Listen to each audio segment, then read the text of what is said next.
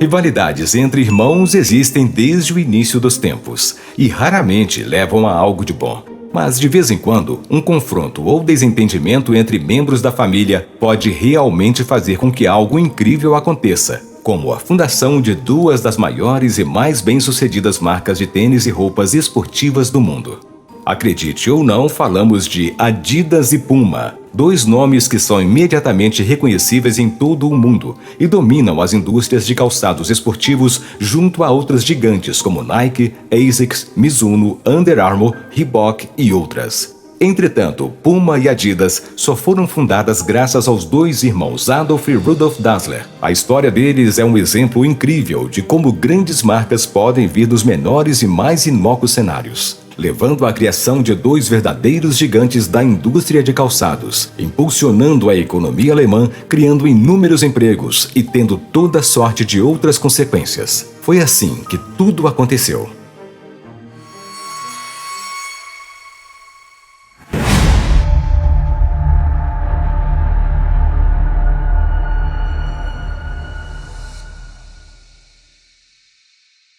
A surpreendente guerra das marcas Puma e Adidas. Nossa história começa com a família Dassler. Rudolf Dassler nasceu em 26 de março de 1898, enquanto seu irmão mais novo, Adolf Dassler, que sempre foi apelidado de Adi, nasceu em 3 de novembro de 1900. Adi e Rudolf também tinham outro irmão chamado Fritz e uma irmã chamada Marie. A família nasceu e cresceu na cidade de Herzogenaurach, que era uma cidade muito pequena na época, com uma população de cerca de 3.500 habitantes. Herzogenaurach não fica longe da cidade de Nuremberg. Os meninos nasceram dos pais Christoph e Paulina e todos eram bastante pobres. A família Dassler sempre trabalhou como tecelão e tintureiro, mas Christoph, que estava lutando financeiramente com seu trabalho atual, decidiu tentar algo diferente. A indústria têxtil local estava desmoronando na época e ele precisava buscar uma nova profissão para tentar sustentar sua família. Então ele se dedicou ao trabalho de calçamento. Ele aprendeu todas as habilidades necessárias para começar a fazer sapatos e trabalhou longas horas para se tornar altamente proficiente, sendo recompensado por seus esforços com um emprego em uma fábrica local, onde era encarregado de fazer chinelos de feltro. Naquela época, não era incomum que crianças pequenas recebessem pequenos trabalhos para trazer algum dinheiro para a família. E foi exatamente o que aconteceu com Rudolf e Adi. A mãe deles, Paulina, decidiu montar um serviço de lavanderia e precisava que seus filhos ajudassem. Paulina lavava as roupas e outros itens nos fundos da casa da família, e depois os meninos saíam e entregavam pela cidade. Os jovens ficaram conhecidos como lavanderistas. O irmão Fritz também ajudava nas entregas, enquanto a irmã Marie ajudava na lavagem. Adi Dassler estava crescendo e precisava escolher uma carreira para sustentar a si mesmo e ajudar a família. Depois de terminar os estudos, trabalhou como aprendiz de padeiro por um tempo, mas na verdade não tinha o menor interesse nesse tipo de trabalho. Em seu tempo livre, ele desenvolveu um grande interesse em esportes e atletismo. Ele e seu amigo passavam muito tempo correndo e praticando vários esportes, como futebol e hóquei no gelo. Ele até fazia alguns de seus equipamentos esportivos a partir de objetos que encontrava espalhados, despertando o interesse em produzir artigos esportivos.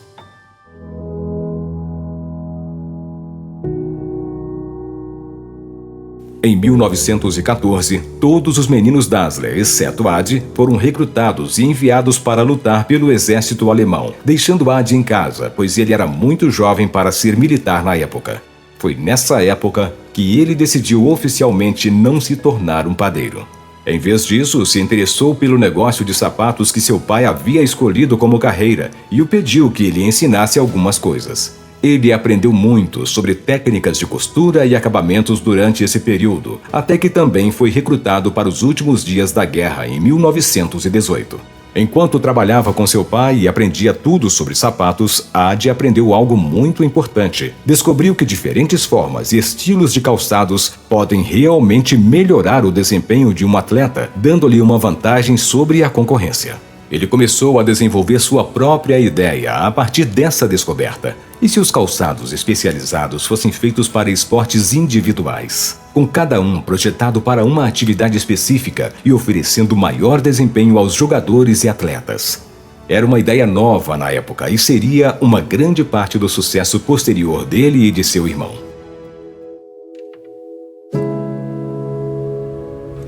Quando ele e seus irmãos voltaram da guerra, Ad viu que a cidade natal da família havia mudado muito. A guerra teve um efeito desastroso na economia local, com Paulina tendo que fechar seu negócio de lavanderia.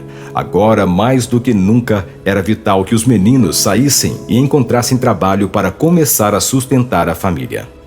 Foi então que Ad tomou uma grande decisão. Ele iria começar seu próprio negócio de calçados, focando em sua ideia de desenvolver designs diferentes para diferentes atletas. Ele usou o antigo galpão de lavanderia de sua mãe como sua primeira base de operações. Como qualquer negócio, o empreendimento de calçados de Ad começou modesto. Ele estava operando em um pequeno, antigo galpão de lavanderia e não tinha muito dinheiro para começar. Então ofereceu seus serviços em conserto de sapatos pela cidade para arrecadar fundos e começar a divulgar seu negócio.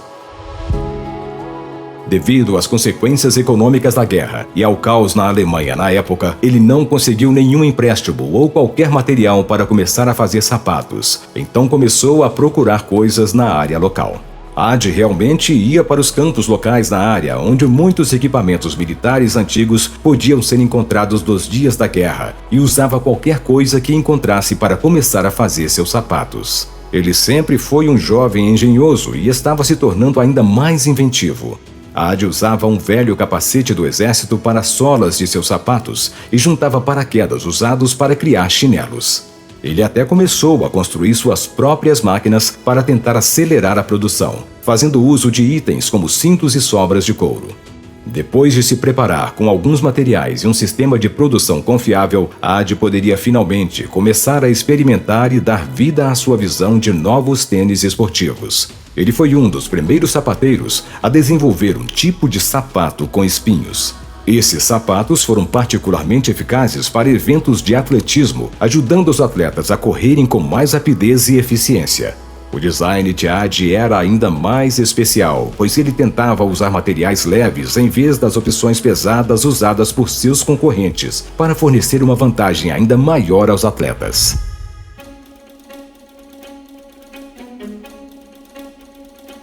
Rudolf, o irmão mais velho de Ad, tinha planejado trabalhar na força policial originalmente, mas quando ele começou a ver como seu irmão trabalhava e as ideias que ele estava tendo, achou que seria um ótimo ensejo os dois unirem forças. Em 1º de julho de 1923, Rudolf ingressou oficialmente com Ad e a empresa recebeu um novo nome oficial de Gebrüder Dassler, ou Dassler Brothers Sports Shoe Factory. A parceria deles havia começado e estava prestes a desfrutar de muitos anos de sucesso antes de seu eventual colapso. Tal como acontece com muitas empresas, os primeiros dias da Dassler Brothers Sports Shoe Factory foram um período de testes, e a marca não apenas decolou imediatamente, mas acabou chamando a atenção de um homem muito importante, chamado Josef Weitzer. Weitzer era um ex-atleta olímpico que depois passou a treinar a equipe olímpica de atletismo da Alemanha. Ele ouviu falar sobre os irmãos Dassler e seus sapatos e viajou para conhecê-los, formando uma forte amizade com Ad em particular. Ele ajudou os irmãos a colocarem os sapatos nos pés de alguns atletas de destaque. Durante a década de 1930, Ad Dassler iniciou um curso no Footwear Technical College local e desenvolveu uma amizade com um de seus instrutores, Franz Martz. Ele visitou a casa de Franz e se apaixonou por sua filha de 15 anos, Katie. O casal se casou em 1934 e Rudolf também foi casado com uma mulher chamada Friedli. Alegadamente, a chegada de Katie causa alguns problemas entre os Dasslers. Ela sempre falava o que pensava e discutia com Rudolf, Friedli e os pais de Dassler. Rudolf diria mais tarde que este foi o ponto de virada em seu relacionamento com Ad. O início da década de 1930 causou algumas tensões entre os irmãos, mas 1936 foi um ano enorme para eles. Este era o ano das Olimpíadas de Berlim e os irmãos sabiam que essa era sua melhor chance de aumentar o perfil e a popularidade de sua marca de maneira descomunal. Eles sabiam o que podiam fazer com que atletas alemães usassem seus calçados, mas também queriam uma grande estrela internacional. Eles visaram a lenda do atletismo americano, Jesse Owens. Adi Dassler ofereceu um par de tênis a Owens, que os usou em vários eventos nos quais se apresentou de forma brilhante, ganhando várias medalhas de ouro. O fato de Jesse Owens usar calçados Dassler para as Olimpíadas de 1936 em Berlim foi um enorme impulso para os irmãos e sua empresa. De repente, todo mundo estava falando sobre os irmãos Dassler e grandes encomendas estavam chegando, dando a Adi e Rudolf muito dinheiro e espaço para expansão e popularidade internacionalmente. Curiosamente, essa história também teve um efeito surpreendentemente positivo anos depois, durante a guerra. As tropas americanas estavam na área de Herzogenaurach e planejavam destruir a fábrica de calçados. Mas quando souberam que era o local onde os tênis de Jesse Owens foram feitos, decidiram deixá-lo em paz e até compraram calçados de lá. A Segunda Guerra Mundial muda tudo.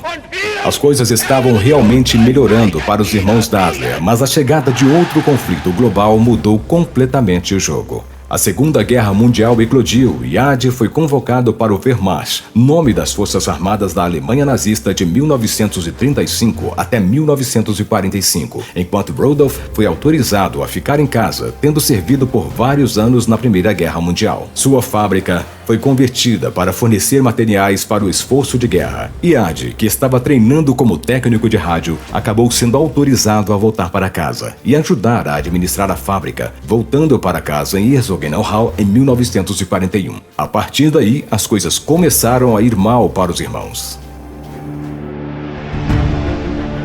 Foi nessa época, durante um período de grande catástrofe e caos global, que um conflito muito menor, mas ainda significativo, estava começando a surgir entre os irmãos Dassler.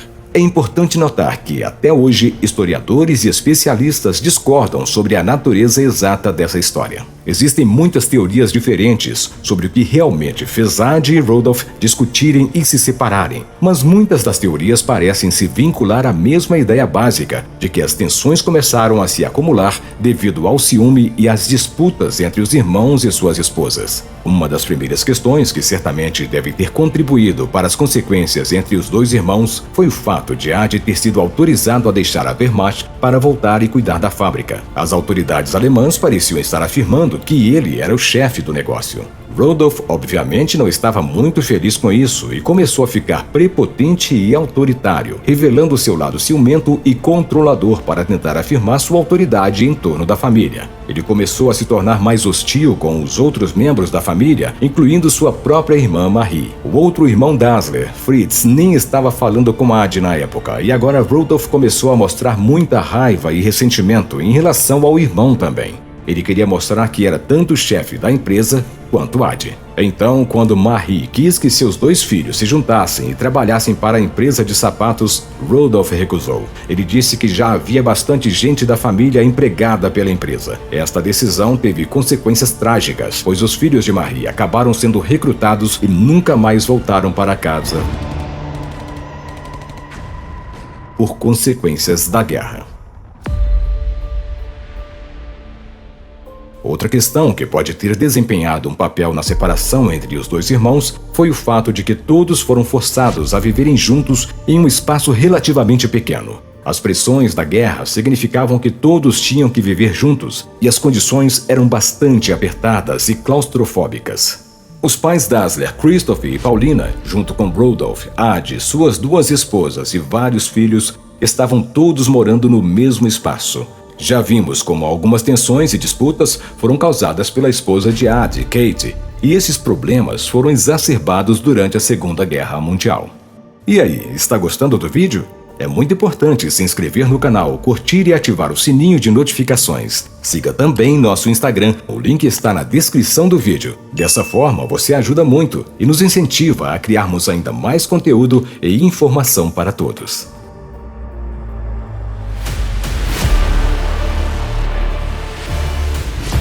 Uma história sobre os irmãos Dassler que realmente lança alguma luz sobre as fraturas que se desenvolveram no relacionamento que eles haviam ocorrido em 1943. Os aliados estavam bombardeando a área e os Dassler precisavam descer para um abrigo para ficarem seguros.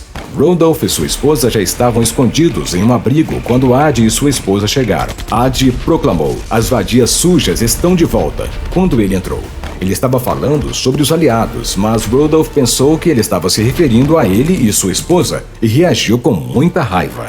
Nada estava indo do jeito de Rudolf na época e as coisas ficaram ainda piores para ele em 1943, quando foi convocado para desempenhar um papel mais ativo nas linhas de frente do esforço de guerra. Já tendo visto seu irmão ser libertado tão rapidamente do exército, ele ficou muito frustrado com isso. Na verdade, ele chegou a escrever uma carta para seu irmão ameaçando fechar a fábrica para que Ad tivesse que voltar e lutar também. A essa altura, a amizade entre os irmãos estava completamente desgastada.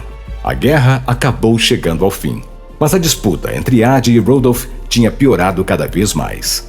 Rudolf tentou continuamente obter o controle da fábrica. Então, após a guerra, os dois homens foram investigados pelos aliados por seu envolvimento e papel com o Partido Nazista. Durante os julgamentos e interrogatórios, os dois irmãos se traíram.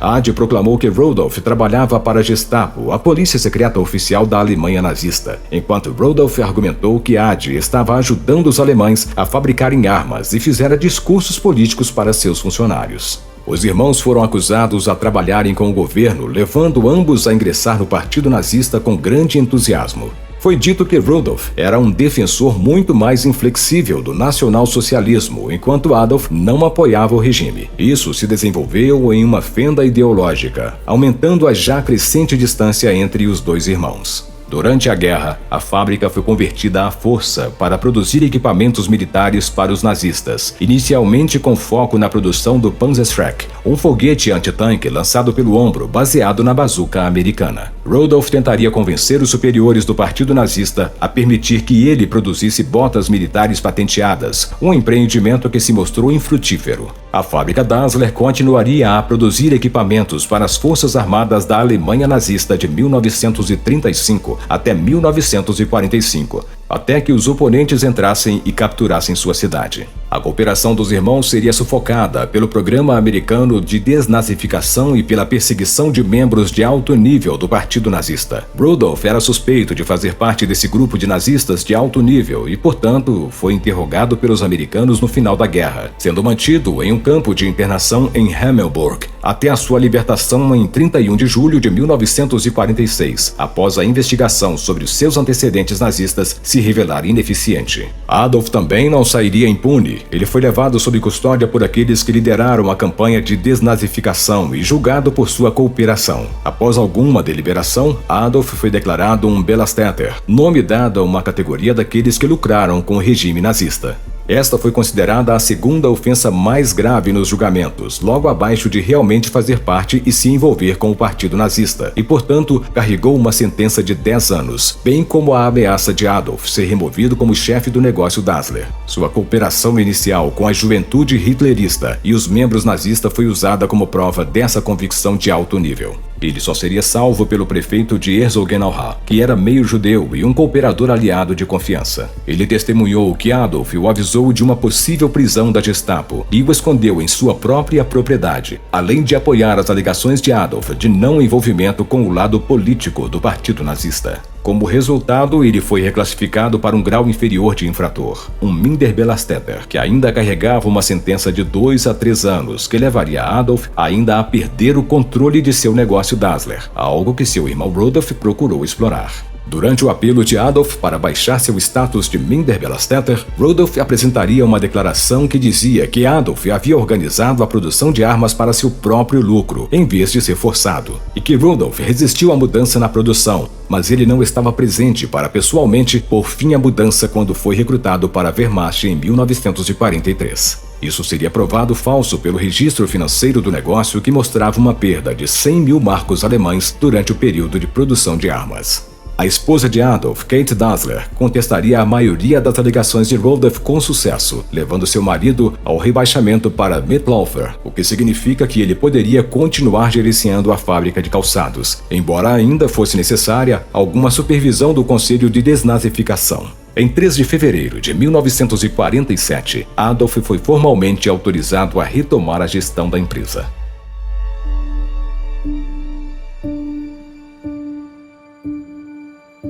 Em 1948, ficou claro que Rudolph e Adi estavam 100% divididos e não poderiam reconstruir seu vínculo fraternal quebrado. Os irmãos se tornariam inimigos mortais. Ambas as famílias tornaram-se cada vez mais hostis umas às outras, culpando o outro lado por muito dos problemas.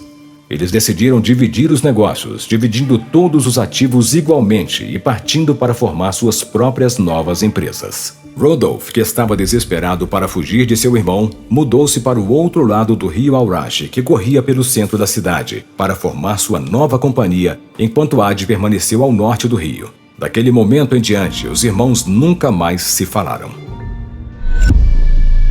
Adolf e Rudolf Dassler eram especialistas nas indústrias de calçados e atletismo. Eles conheciam os meandros do negócio e ambos tinham ótimas ideias e muita experiência, então era natural que eles decidissem abrir suas próprias empresas e buscar o sucesso solo. Adi começou a Adidas, fazendo o nome de seu apelido Adi e as 3 primeiras letras de seu sobrenome. Curiosamente, Rudolf fez uma coisa semelhante no início. Sua empresa foi originalmente chamada Ruda, levando as 2 primeiras letras de seu nome e sobrenome, mas foi rapidamente alterado para Puma.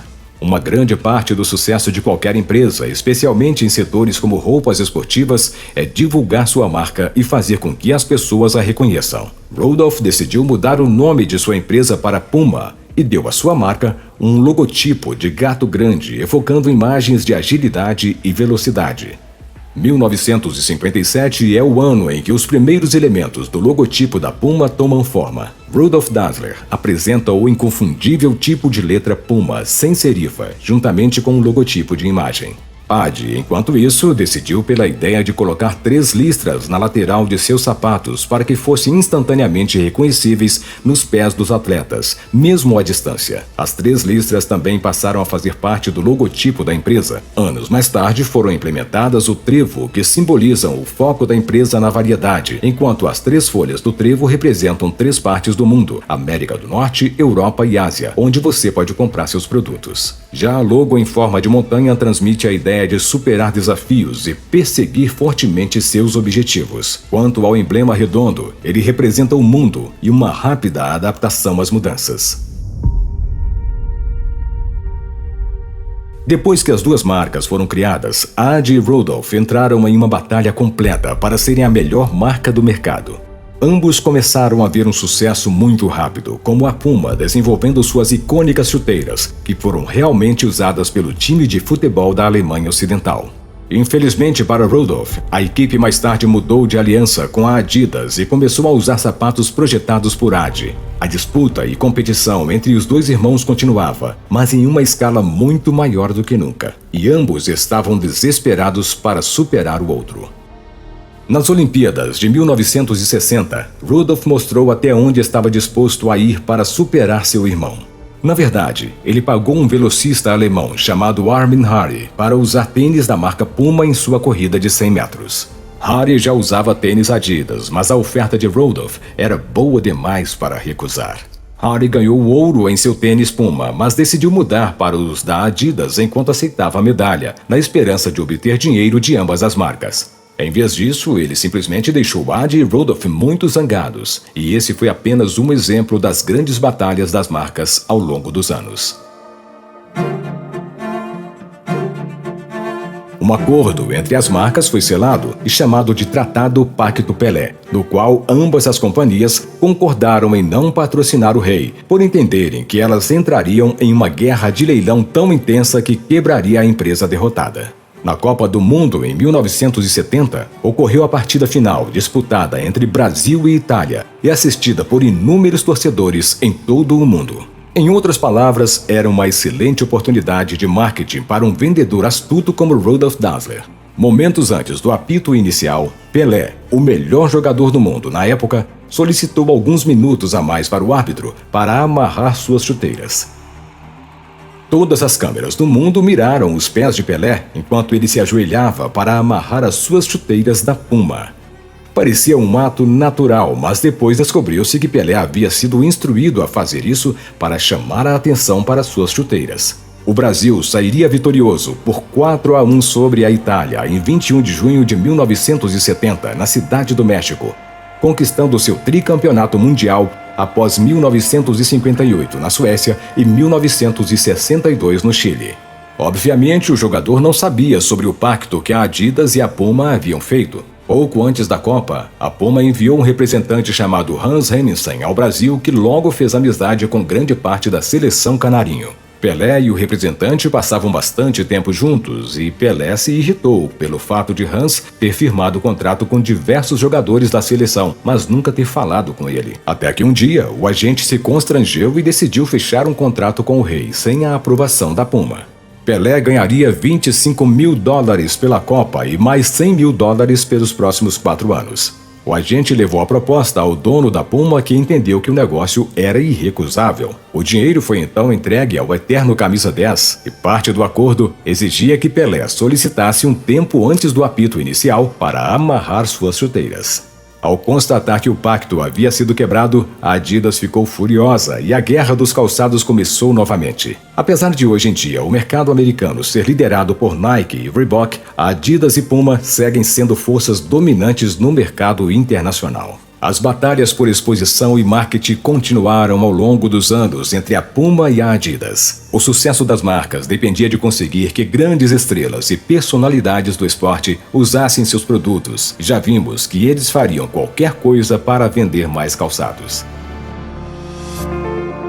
Grandes jogadores do futebol como Franz Beckenbauer e Zinedine Zidane optaram pela Adidas junto com o icônico boxeador Muhammad Ali, mas outras figuras lendárias do esporte como Pelé e Maradona, assim como o herói do tênis Boris Becker, escolheram a Puma. Ambas as empresas trocaram golpes ao longo dos anos e adicionaram novas estrelas às suas fileiras. No final, o sucesso foi compartilhado. A Puma e a Adidas estavam claramente fazendo todo o possível para vencer uma à outra, mas, na realidade, o mercado aceitou as duas marcas e permitiu que ambas florescessem. Em termos de vendas e apelo global, a Adidas deve ser vista como a marca maior, mas a Puma também é uma história de enorme sucesso. Houve momentos em que parecia que as marcas estavam se empolgando em lutar entre si, como se a indústria não fosse grande o suficiente para ambas. Mas era. Tanto a Adidas quanto a Puma desfrutaram de grandes níveis de sucesso e expansão nos anos seguintes, à medida que Adi e Rudolph cresciam. Até mesmo a população local que vive e trabalha em Herzogenaurach começou a expressar sua própria lealdade à Puma ou Adidas. As pessoas que trabalhavam em cada empresa iam a diferentes padarias e visitavam diferentes lojas e bares. Eles não gostavam de sair um com o outro e a ideia de um funcionário da Adidas entrando em uma das áreas populares da Puma parecia impossível na época. Quase não houve casos de trabalhadores da Adidas se casando com trabalhadores da Puma, e a maioria das famílias e grupos de amigos tendiam a apoiar uma das marcas, mas nunca as duas. Até os times de futebol locais foram divididos. A cidade de Herzogenaurach foi efetivamente dividida em duas pelos irmãos Dassler e seus respectivos negócios. Isso afetou a cidade de várias maneiras, algumas mais significativas do que outras. Um exemplo interessante de como a divisão pode ser vista foi nos times de futebol locais. Na verdade, havia duas equipes, FC Herzogenaurach e ASV Herzogenaurach.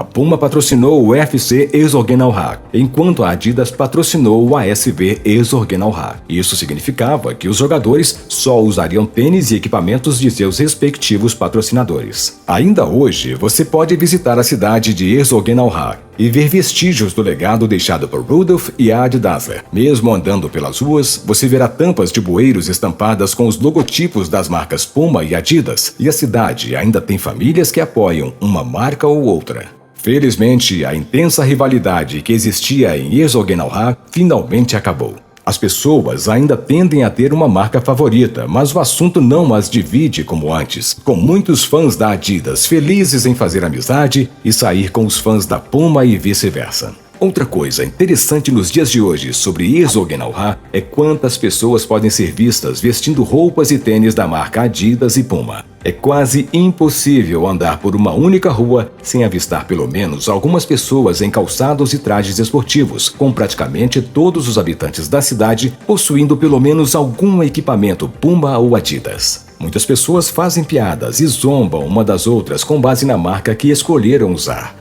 Mas tudo é feito de uma maneira bem humorada e alegre, e o prefeito da cidade escolhe usar as duas marcas para não mostrar qualquer fidelidade a um lado ou ao outro.